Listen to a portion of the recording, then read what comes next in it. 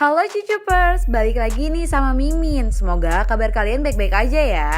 Mimin kali ini bakal bawa cerita seru yang bergenre fantasi komedi dari Korea Selatan, yaitu Hotel de Luna. Hotel de Luna ini melayani tamunya yang sangat luar biasa dan berbeda dari yang lain. Daripada kalian penasaran, langsung aja yuk kita bahas. Jangan lupa like, comment, share, and subscribe channel ini.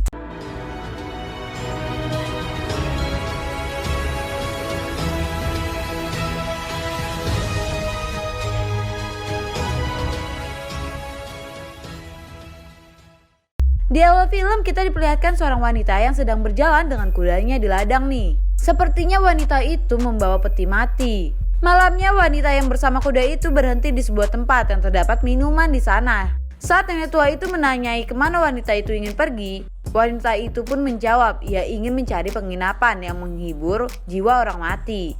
Nenek itu pun paham bahwa yang dia cari itu adalah Hotel de Luna. Wanita itu mengancam nenek tua itu untuk memberitahunya jalan menuju Hotel de Luna. Karena tempat itu hanya dapat ditemukan oleh orang mati, wanita itu ingin membunuh dirinya. Nenek itu bilang bahwa Hotel de Luna adalah tempat jiwa-jiwa mati yang berkeliaran atas kehendaknya sendiri. Lalu tiba-tiba datanglah prajurit yang menghampiri wanita itu. Wanita itu udah siap menyerang prajurit itu, namun semakin dekat prajurit itu menghilang. Nenek itu pun berkata bahwa mereka adalah orang-orang yang sudah dibunuhnya. Saat wanita itu sedang bingung, ia mendengar suara orang melangkah, namun saat ia berbalik, itu adalah sebuah pohon tua yang tidak berdaun. Pohon itu juga memakan pedangnya. Tiba-tiba angin bertiup kencang dan banyak material yang bertebangan, membangun sebuah tempat. Nenek itu juga berkata bahwa Hotel de Luna akan menjadi tempat berlindung bagi orang mati. Di tahun 1908 terdapat bapak dan anak sedang duduk di tepi sungai. Anak itu sedang berulang tahun, namun karena tidak memiliki uang, bapaknya tidak bisa membelikannya makanan. Penjual bunga menyampari anak itu dan memujinya. Penjual bunga itu menawari bunga untuk hadiah ulang tahunnya nih. Namun bapaknya marah. Anaknya pun bilang bahwa tak apa bunga yang dipetik, jadi jangan membahayakan untuk mendapatkan uang. Scene pun berpindah. Di Sungai Han terdapat tim SAR yang sedang mencari mayat wanita.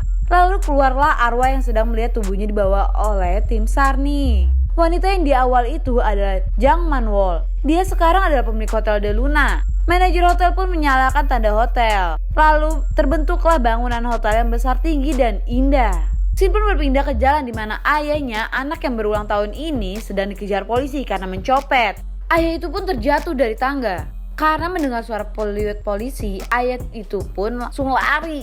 Ayah itu menemukan Hotel de Luna. Dia pun memasuki hotel itu dan menaiki liftnya. Sesampainya di lobi hotel, ayah itu duduk bersama hantu yang meninggal di Sungai Han. Dia gak sadar bahwa yang diajak bicara adalah hantu. Nah ternyata guys, dia juga gak nyadar kalau dia itu roh loh. Saat bertemu dengan staf hotel, dia pun langsung pergi. Staf hotel menyadari jika tamu yang lewat itu belum mati. Ayah itu menemukan pantai dan bar di hotel tersebut yang membuatnya heran. Para staf hotel berkumpul dan berusaha untuk mengeluarkan tamu manusia itu karena jika dia bertemu Sanjang Nim, dia akan mati.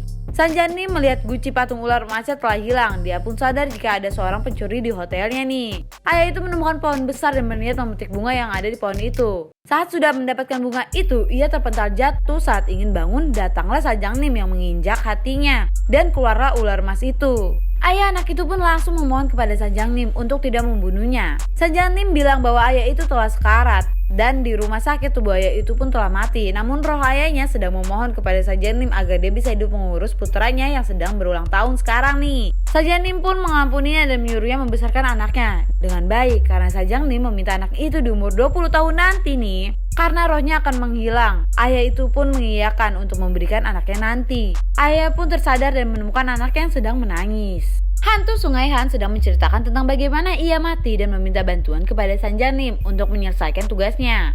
Saat sedang penghargaan pengusaha, tiba-tiba pintu terbuka dan datanglah Sanjang Nim Hotel dan menembak wali kota, namun ternyata dadanya itu tidak terdapat bekas tembakan. Dan anehnya tidak ada yang melihat Sanjang Nim selain wali kota itu. Tiba-tiba wali kota melihat hantu Polwan yang telah dibunuhnya.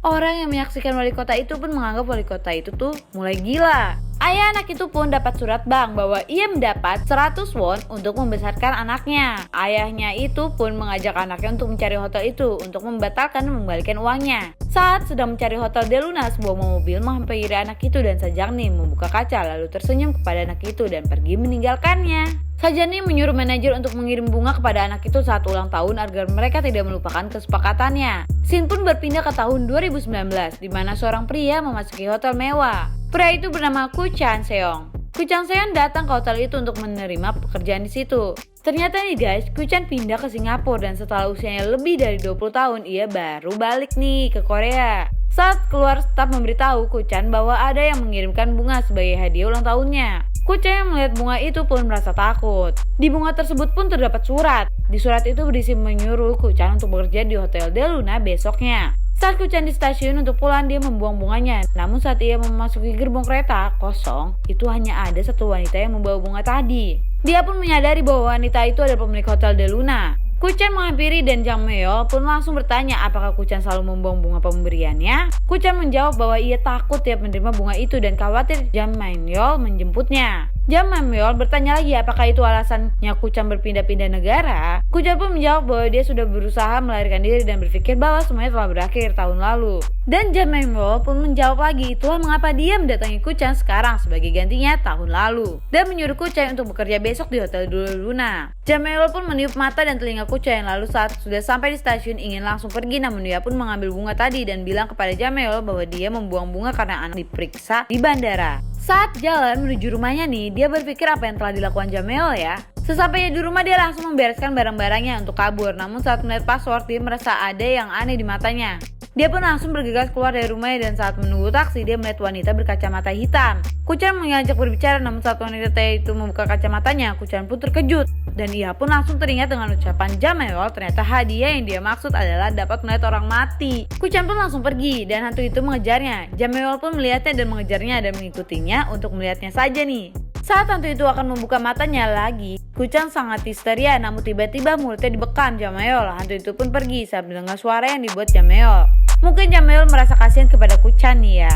Jang Myeol pun menanyai Koo Chan apakah dia akan kabur dan bilang bahwa hadiah yang dia berikan tidak akan ketahuan bea cukai di bandara. Jang Myeol pun juga memberitahu bahwa Koo Chan dapat melihat orang mati sekarang. Koo Chan pun merasa frustasi. Jang Myeol pun mengajak Koo Chan ke restoran tetapi Koo Chan menolak dan meminta Jang Myeol untuk membalikan matanya semula. Jang Myeol malah mengancam Koo Chan dengan bilang bahwa jika restoran itu ditutup, matanya akan seperti itu selamanya. Koo Chan bertanya apakah dia harus melihat hal menakutkan terus. Jang Myeol pun menjawab bahwa tidak semuanya menakutkan dan menunjukkan hantu bocah yang sedang makan. Koo Chan bertanya sedang apa dia dan Jang Myeol pun menjawab bahwa sebagian dari mereka mati mendadak dan tidak menyadari bahwa mereka mati. Koo Chan pun bertanya lagi mengapa dia membuatnya dapat melihat hal seperti itu. Jang Myeol pun menjawab bahwa Koo Chan dapat mengetahui jika dia datang ke Hotel Del Luna. Koo Chan bilang bahwa Jang Myeol terlihat seperti manusia. Jang Myeol pun bilang bahwa ia belumlah mati, masih belum mati dan hanya berada di sini. Saat di jalan, Jang Myeol menyuruh Koo Chan untuk membelikan teh susu dan mengancamnya bahwa jika dia tidak membelikan teh susu, dia akan mati. Makanya Koo Chan pun langsung pergi membelinya. Saat itu pun juga ada mantan wali kota yang menyerang Jang Myeol dengan menusuk dengan besi nih. Koo Chan datang melihat Jang Myeol tertusuk pun panik dan menanya apakah dia baik-baik saja. Namun bukannya menjawab, dia malah menyuruh pergi dan tidak balik lagi. Makanya Jang Myeol akan menghilang dari pandangannya.